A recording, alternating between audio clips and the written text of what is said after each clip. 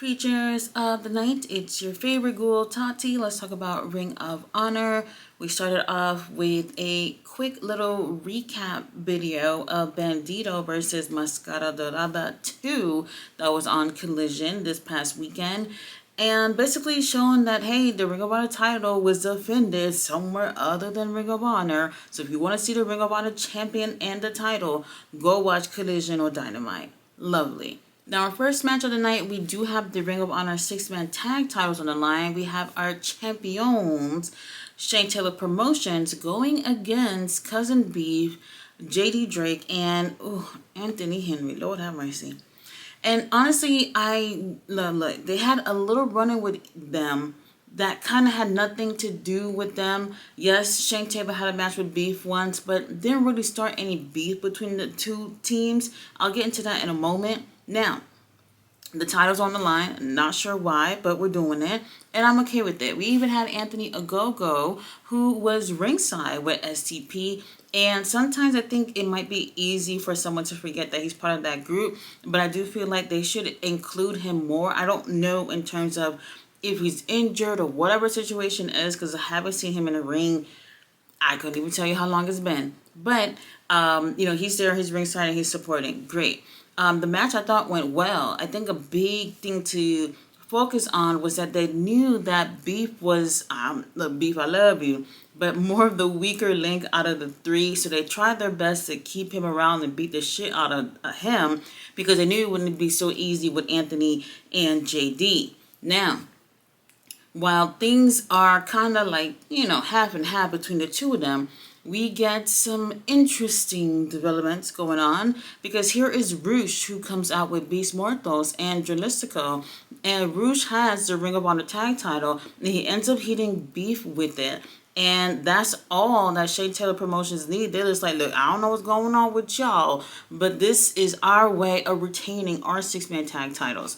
Now, this is what happened before. The true story here in this situation is actually LFI along with Beef and JD and Anthony, which is interesting because they have tag titles, so just 2 titles and the other are trios. I don't know what that's about. But SCP end up retaining. They end up putting the pause on Beef after the match, and the numbers game obviously is not looking good for Cousin Beef. And then that's when Skyflight came out for the save. Skyflight, obviously Scorpio Sky and Top Flight, they end up coming out. Christopher Daniels was there. The beautiful Layla Gray was there as well to stop this madness because they have a match coming up. Anyway, I think the real beef in this situation also is STP and Skyflight. Now, every few weeks they remember that they're supposed to be in a feud, I guess, and they mention it, but we haven't gotten a chance to actually see these two teams face to face with each other. This is why I'm saying like Tony Khan is get together with Ring of Honor because it's kind of insane. And they finally got a chance to, be in the same ring, but they end up having SCP to scatter like flies, so they didn't get a chance to put the pause on them. Now, since Skyflight is already there, they're going against our boys, the Kingdom, and then Daddy Magic was also there as well as their partner. So we had trios action. I didn't like that. I didn't like that at all. Not the match, but the fact that I knew what the Kingdom was going out there for. And I was like, man, these are former champions within Ring of Honor, and we just got them coming out here to lose against Skyflight, who we have not even seen in action since God knows how long. Let me not rant. I thought the match was great, and I just want to see more of teams like the Kingdom. Daddy Magic has never truly interested me, but I feel like they throw him in whenever they remember he's still employed. I don't know. Obviously Skyflight is looking to get their hands on the 6-man tag titles, so they end up taking the win, which honestly I did not care for. Overall, I understand that maybe long term they're looking to put perhaps maybe the tag titles on JD and Anthony, which I would be cool with because I do love them. And then I don't know necessarily about SCP dropping the titles to Sky Flight or whatever the hell their name is, because we have barely seen anything from them, barely at all. And honestly, this is the only time that we've seen them together on Ring of Honor actually doing something. So I would not be okay with them dropping the titles to, I'm sorry to say, wrestlers that haven't gotten a chance to put any work in. After this, we have Lance Archer teaming up with Hetchy said, Lord have mercy, I love this man. I love this man. Like, there's something about him. He's meaty. He's a technical wrestler, and he has this beautiful mask. He go out there and take care of things and leave. That's the kind of man that I love. Oh my God, he's so amazing. Anyway, kinda in a squash situation. Lance Archer really didn't have to do anything but like one move in the entire match, while Hetchy Seto had the whole thing in the bag. I did say that I wanted to see more of the Don Callis family within Ring of Honor as well, because I do feel like there's an opportunity there for them to be dominant within Ring of Honor also.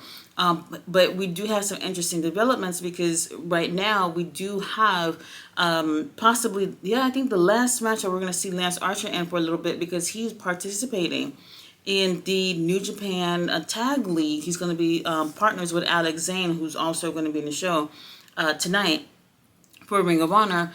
So he's going to be gone for a little bit as well. So maybe we won't see as much of the Don Callis family in the upcoming weeks within Ring of Honor. But just a squash match, honestly, didn't really care for it because it doesn't do anything. But Hetchy Seto looked amazing.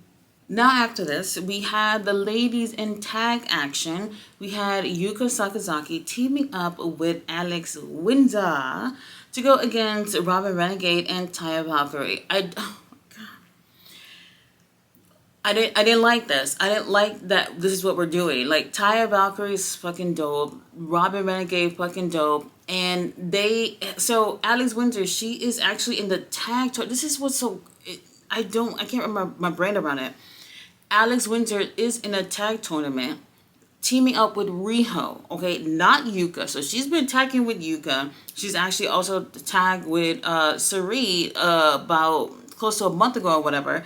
It's not to sound crazy or whatever, but she's been tagging with all other Asian girls but Riho at this point. And it's going to be her and Riho to go against Toni Storm and Mina at the AEW Women's Tag Tournament. And we have not yet been able to see them do anything. So she's tagging with everyone else. Honestly, I don't know. And why is it on Ring of Honor?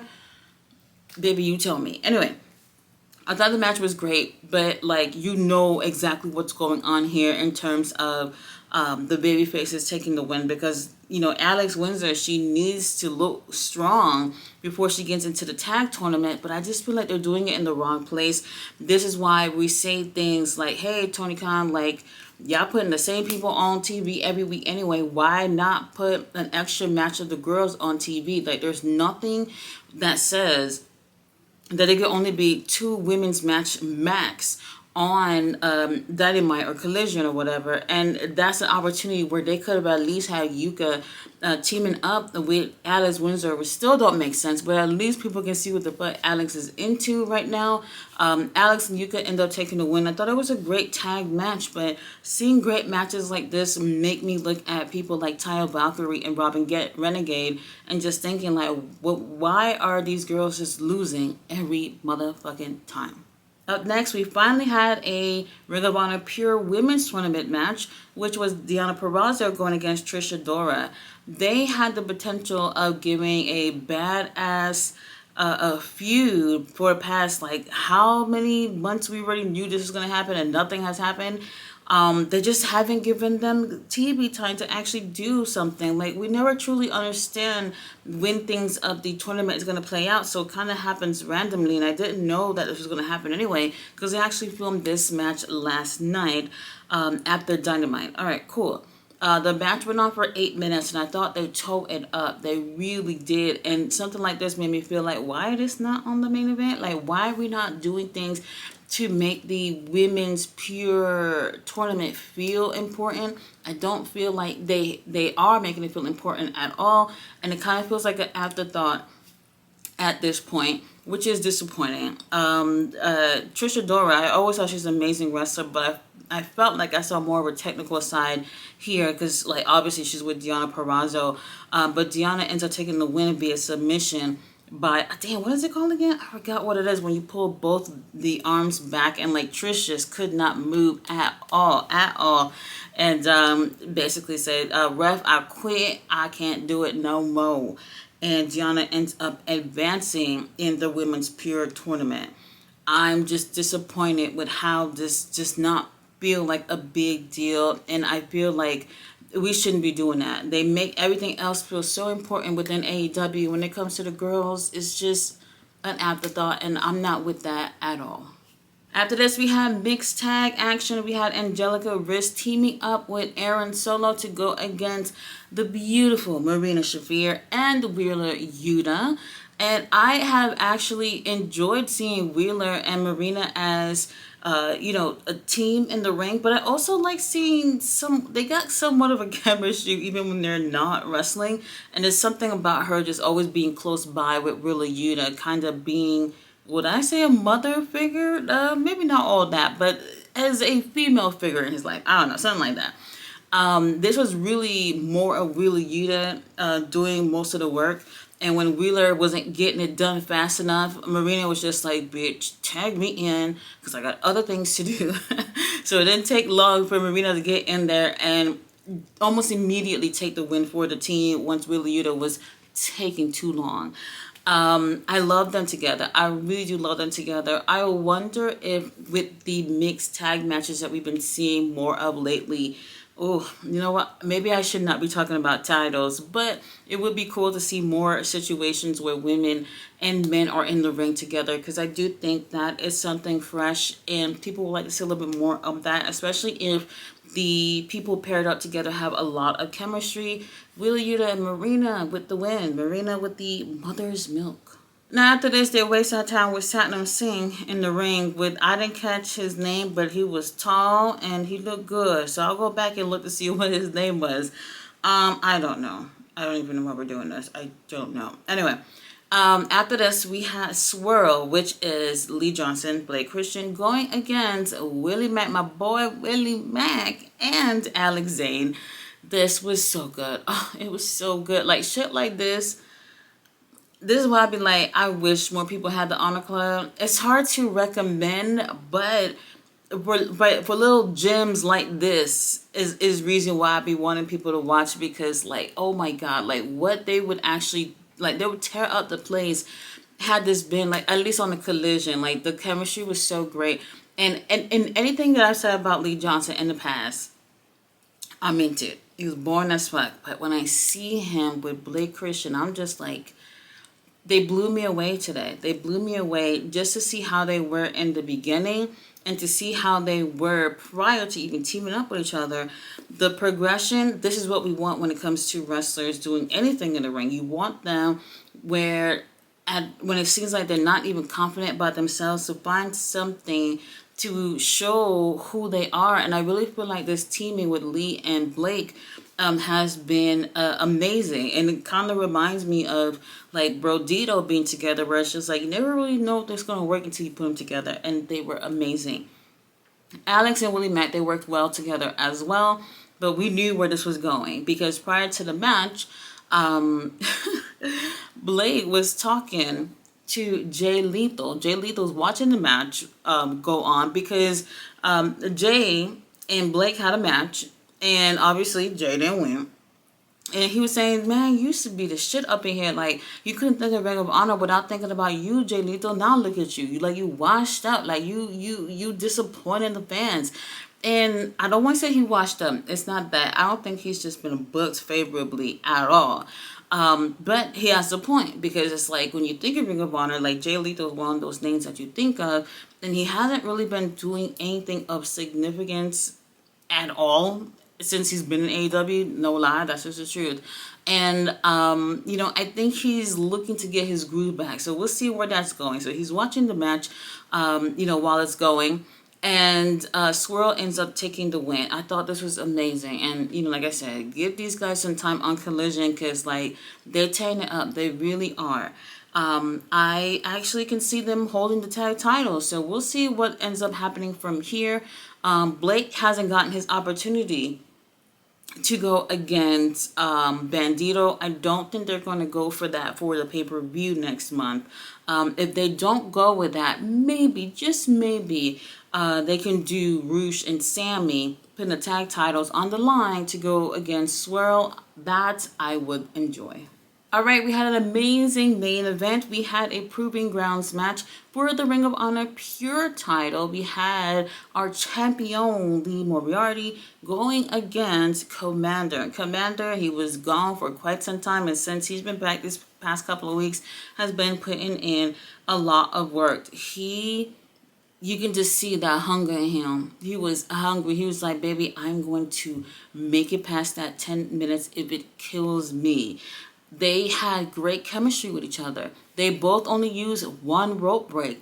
And typically what I've been seeing this past year or so that Lee has been champion, most of his opponents are using all their rope breaks and they're quickly, and they're kind of taken aback by Lee's style. And I saw that confidence with Commander, and I was like, oh, okay, I can see, well, maybe not you with the title, but I can see you having great matches with Lee Moriarty. And honestly, I actually wanted him to win because I think it would be great to see them go past that 10 minutes. I think they can give a really great matchup for the title. Lee Moriarty and Commander was going back and forth, and that last minute, and then Lee put him in a chokehold, and he's like, look, go to sleep, baby, go to sleep. And we're literally less than 30 seconds before the clock runs out, and he's just hoping that Commander will probably die before they get to 0 on the clock. But hey, the bell rings, and that's it. Commander is still alive. He ends up earning his title shot at a future date against Lee Moriarty. Will it be at the pay-per-view next month? Probably. And if it does end up going that route, which I think it should, Commander, I heard him say a couple of things in English or something. Let them have a feud. Let them have a feud. That's what's missing when it comes to Ring of Honor. People actually feuding about things. So if we already know that's the route that they're going in terms of for the pay-per-view with these two, let them have a feud. Put Commander in a situation that people have never seen him before. Let him do promos. We don't care if it's in English. We don't care if it's in Spanish. Whatever situation is, let these stars grow. That's the one thing I feel like Lee Moriarty hasn't gotten a chance to have with this title reign, which is actual feuds. He's just been having bangers after motherfucking bangers. He's so amazing. But an actual feud would do justice for him with this title. So we'll see what ends up happening before Final Battle. You guys, thanks so much for watching my review. I will be back on Saturday. No live stream. I will be at Collision, but I will obviously post kind of like a blog and review of my time at Collision. So I'll see you guys on Saturday. Bye.